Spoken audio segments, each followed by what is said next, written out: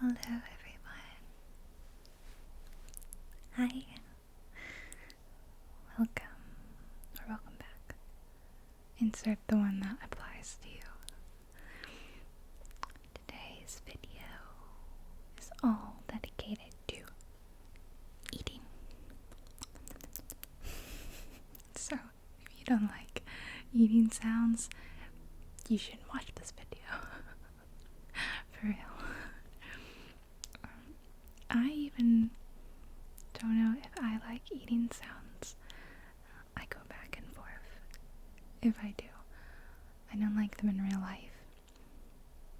But in an ASMR video, weirdly, it's usually okay.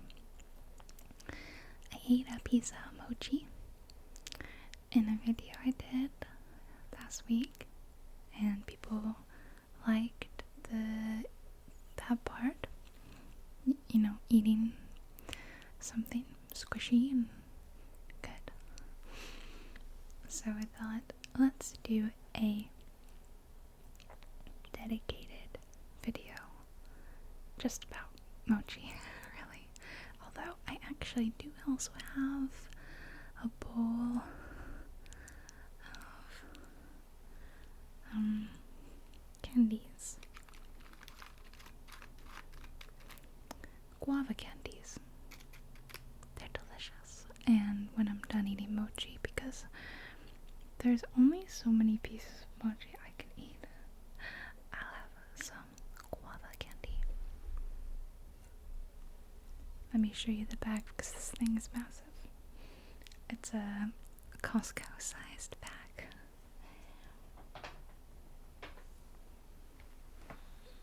Here we go.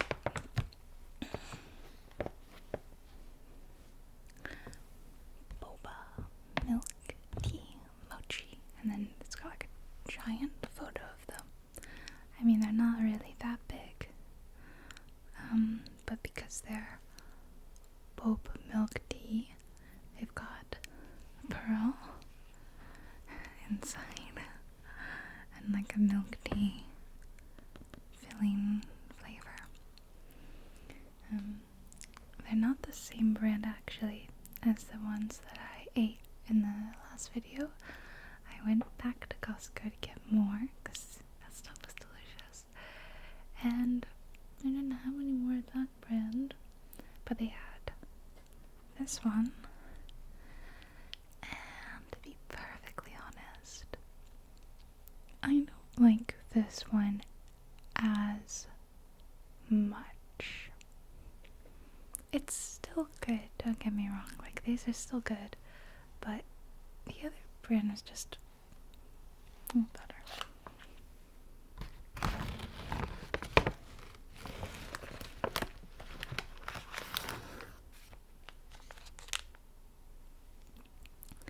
Little individually wrapped bags. Now, I can't just eat mochi for some reason. That would be like weird. Like, I can't just sit here and eat and look at you like this. It's too weird. So I am gonna read some like facts and the history of mochi to you, or how to make it. And basically, you're gonna learn while you tingle on. I'm just gonna go ahead and get the mochi out because I figure that'll be a lot easier for me. But I have eaten today already, so for real, I don't know how many I can eat. It suggests on the back freezing them for a cool treat, and yeah, actually that sounds really good. I've never tried to freeze mochi. I've only ever bought already frozen mochi, you know, like mochi ice cream, which they also had at Costco. And they were actually giving out free samples of it. You know how they do like the free samples? And I watched this one poor guy get it. I'm not sure if he was gonna like it or not. and he like took a bite and he was like and he spit it out. The lesson here is don't spit mochi ice cream out in front of me, because I will tell everyone. I will tell on you. I got 5 pieces. I think that's more than enough. Let's see what it says on the back. Like a cloud. They're soft and chewy. In the middle, they're oh so gooey. Oh no, is this gonna rhyme? Its center has a milk tea flavor with a boba pearl inside to savor. Oh my gosh. Okay. There's safety. You need to chew and swallow carefully. And there's oxygen absorbing sachets and clothes for long life. Okay. Gonna put the bag away. And I'm gonna get at my mochi facts sheet. I took my glasses off, so I don't know if you can see, like, I usually get those marks on the bridge of my nose where my little feet pads were on my glasses. So I may have that loveliness going on. So I don't know how much I can see, though, is the point. I'm gonna try not to talk and chew at the same time, because that's so rude.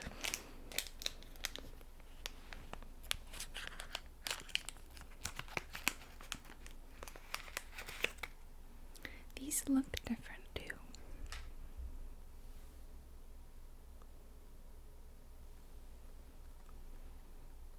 I mean, like I said, they're still good.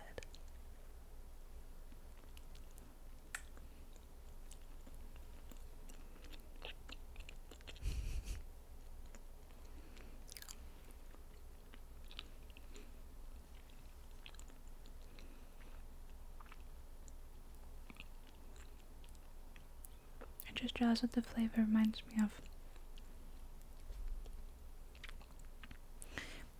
The previous Boba tea, mochi, whatever that I was eating, had more of a brown sugar flavor. A little more caramelized, I suppose you could say. Yeah, so it's very sweet. This one reminds me of a boba tea that's like not as high quality, like not as high quality tapioca or something. I've had tea at Disney World, and their tea tastes like this, and I just don't think the boba, the tapioca pearls are using are maybe as good. I don't know what it is, but it doesn't taste like the milk tea that I usually get at various places.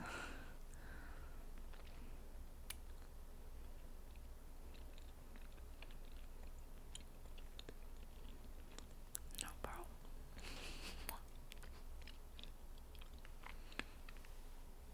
Where is that? We don't know. Okay. Mochi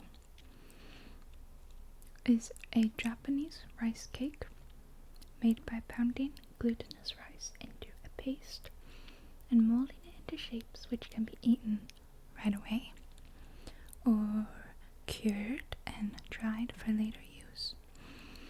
Mochi is used to make a variety of traditional Japanese sweets and cooked in soups. It's also popular toasted and dipped in a variety of flavorings. Toasted mochi inflates to several times its original size, forming a crisp cut crust with a soft, chewy interior, and is especially popular in cold weather. Cheers.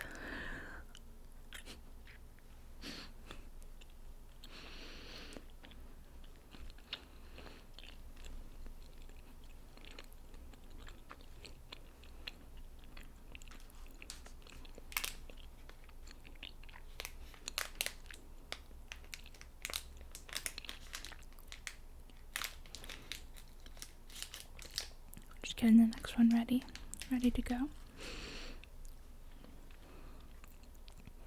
In Japan,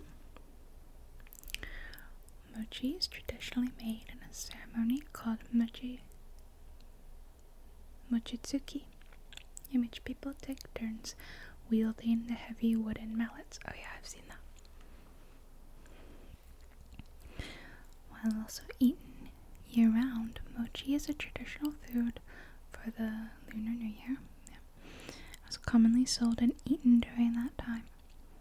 A decoration called kakami mochi, mirror mochi, formed of two spheres of mochi, one on top of the other, and topped with a bitter orange, is placed on the family altar during the new year. Time for number 2.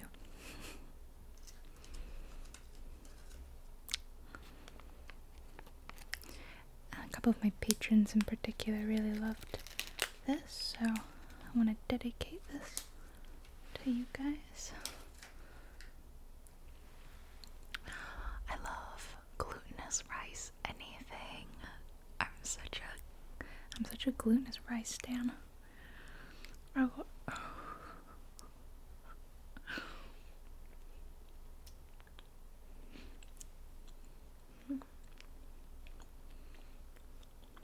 I think I see it.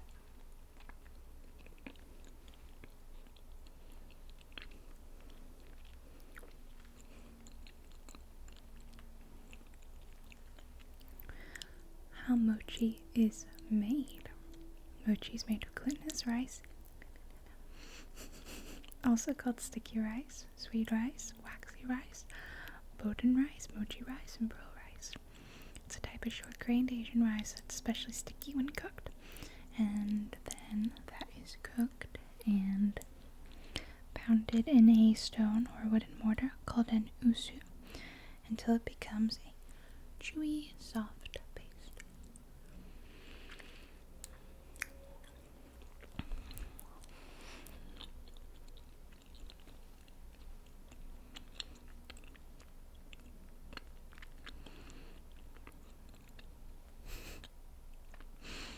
I've already eaten today, so realistically, I don't know how much more I can eat. 5 may have been ambitious. We'll see.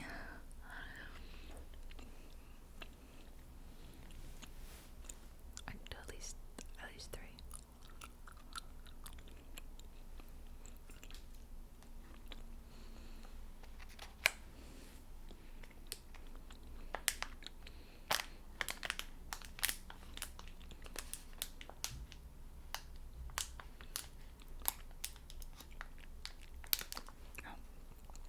In the wrappers over here. Be gone. Okay. Oh, how mochi made? We were learning. Modern mochi is also made by a machine. Yeah, that makes sense.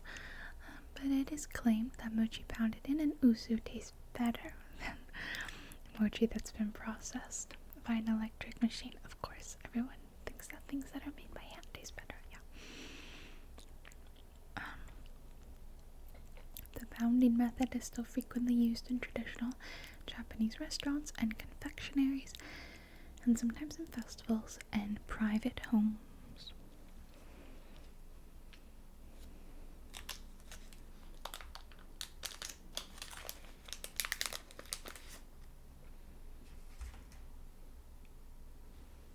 Another up close with the mochi.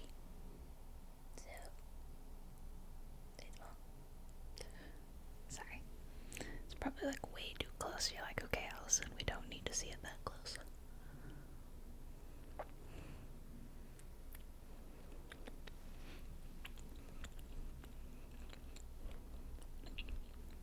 I can feel the flour like all around my mouth and my hands. It's gonna be a mess after this.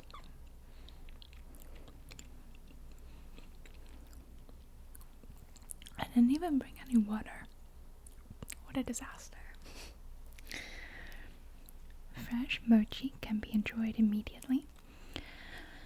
dipped in soy sauce and sugar, or coated with toasted soybean powder, kinako.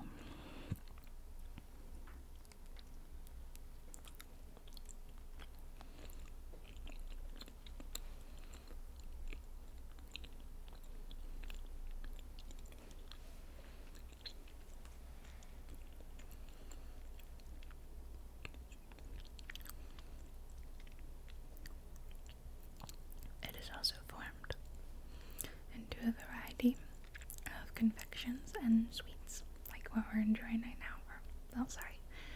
I'm enjoying it, but you're welcome to eat one too if you want. If you have mochi or boba mochi, I welcome you to eat alongside me. Shaped into rectangles or circles, it hardens as it is cured and can then be cooked with red beans, vegetables, or soups, or toasted on top of a stove. And toasted mochi, didn't we just read this? Toasted mochi inflates to several times its original size, forming a crisp crust with a soft, chewy interior, and especially popular in cold weather. Did I read that, or am I going insane? No, I did read that already. They just included that bit twice.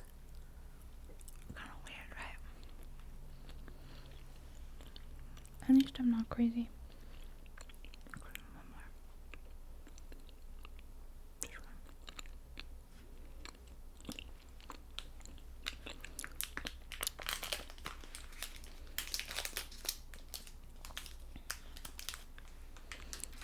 After that, I've got to stop and switch to the guava candies. Okay, I lost my place because I went back. Because I was like, wait a minute, I'm having mochi deja vu here. So what are its origins and history?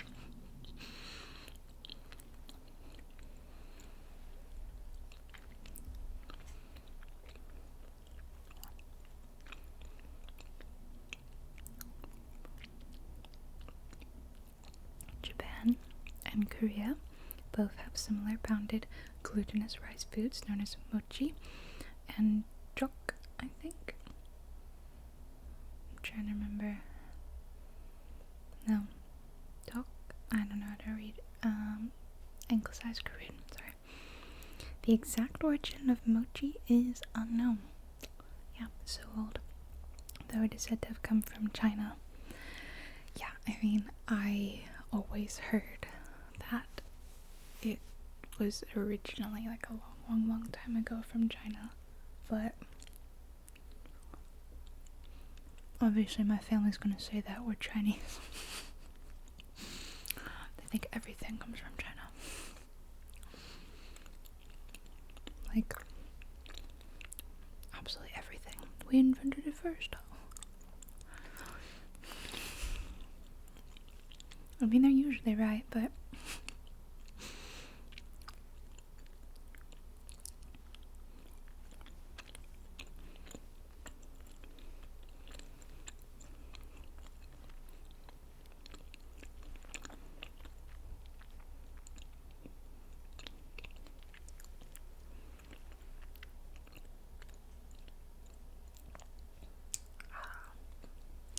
it's still good, even if it's not like the best flavor, my favorite flavor. It's still good, really good. Okay, so continuing on, they thought it's said to come from China. The cakes of pounded glutinous rice appear to have become a New Year's treat during Japan's Heian period. As early as the 10th century, various kinds of mochi were used as imperial offerings and religious ceremonies. I'm going to break into a guava candy now. So this is going to sound different. Of course, I'm going to just be like, it's a hard candy. So there's no chewing. But you can probably hear it like rolling around my mouth. You might not like that. And just this classic series don't know, you can get these in a lot of Asian grocery stores. Just look for the green guava Chinese candy. They're really good.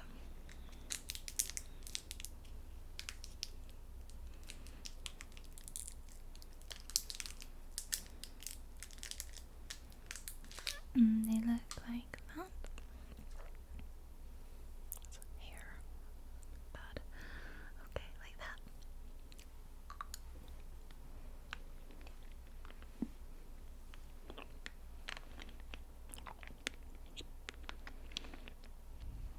Sorry. A dictionary dating from before 1070 / old calls the rice cake mochi. So again, this is really old. Mochi with 2 eyes. Around the 18th century, people began to call it mochi. Just 1 eye. I don't know if there's a pronunciation difference between 1 eye versus 2. Various theories explain the name. One is that mochi comes from the verb motsu, to hold or to have, signifying that mochi is food given by God. The word mochizuki means full moon.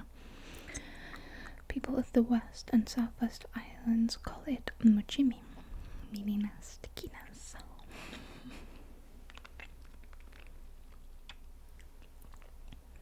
A matchbox-sized piece of mochi has the same caloric content as a bowl of rice. Japanese farmers are said to eat mochi on cold winter days to increase their stamina.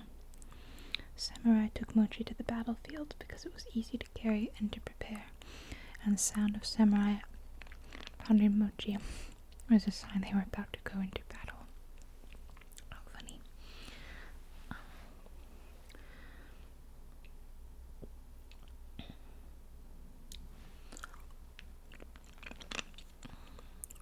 So, we eat a different kind of rice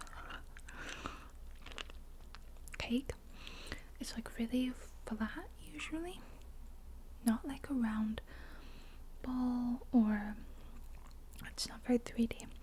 It's like a stick, and think of it somewhere between rice and noodles, or noodles and a dumpling. They're thick and sticky and chewy, and we have it in soup or stir fried or boiled with some vegetables. It's called nyangkao, and I'm saying that because I just see they're talking about it. And I've been eating it lately because I've got some leftovers in my fridge. My dad made me and him some nyangkao during the Lunar New Year, and it's delicious. It's like a tradition to eat it during the New Year, so it's like, it's not Lunar New Year unless I have some, and I love it. He makes it with sliced pork and napa cabbage and soy sauce and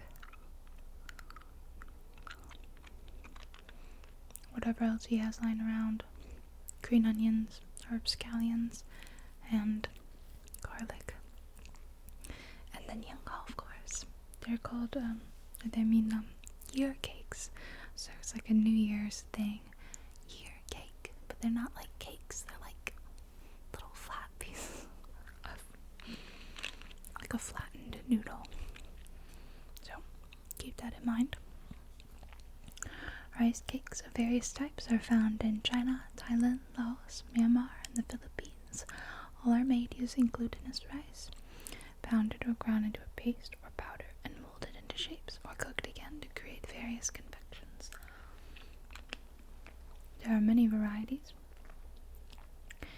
Chinese niangao, made from a batter of uncooked glutinous rice flour, including the types found in Shanghai cuisine and Cantonese cuisine, originated from Guangdong during the Lunar New Year. Niangao is also widely consumed in the Philippines. Cool, I didn't know that. A tradition originating from the country's large population of overseas Chinese from the Guangdong region. Niangao is known as tikoi in the Philippines, and in Philippine cuisine, a rice cake called paletao in Tagalog is coated with sesame seeds and grated coconut. Guys, it sounds delicious.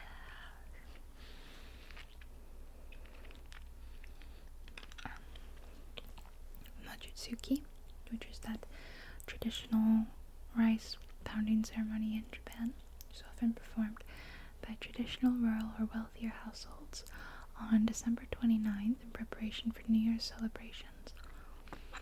It can be performed any time of the year though, and it's often part of local festivals and celebrations. There's a lot of different styles: sweet mochi, strawberry version, dango.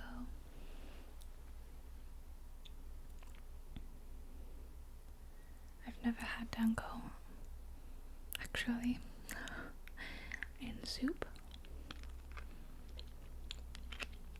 Modern mochi creations like mochi ice cream that was first manufactured in Japan in 1981 by the Korean conglomerate Lotte. I didn't know that. And it's become very popular in the US. So yeah. Recently, Mofos, a waffle-like machine used to cook mochi, has been introduced with much fanfare. And then here's a recipe to make mochi at home. It's just 2 cups of glutinous rice. Do 1 1/4 cups of water per cup of rice, and a pinch of sea salt per cup of rice. So that would probably be my next step, is learn how to make it myself, as I'm such a big fan. I know my friends actually were discussing that, like, getting together and trying to do it. So, I hope you had fun today. You hopefully learned something about mochi. Hopefully you were relaxed. You don't mind the sounds of eating. I mean, if you don't like the sounds of eating, you probably didn't watch this video, or you watched it on mute. But then what would be the point? So, I'm gonna go now.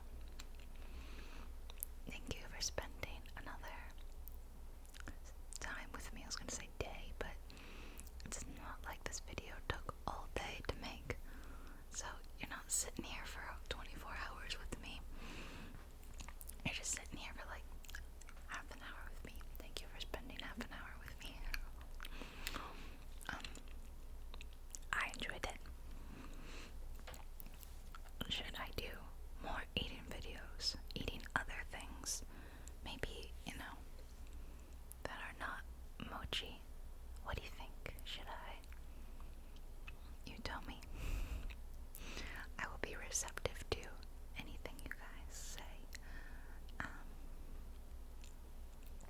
But until next time, I hope you have a wonderful, wonderful week.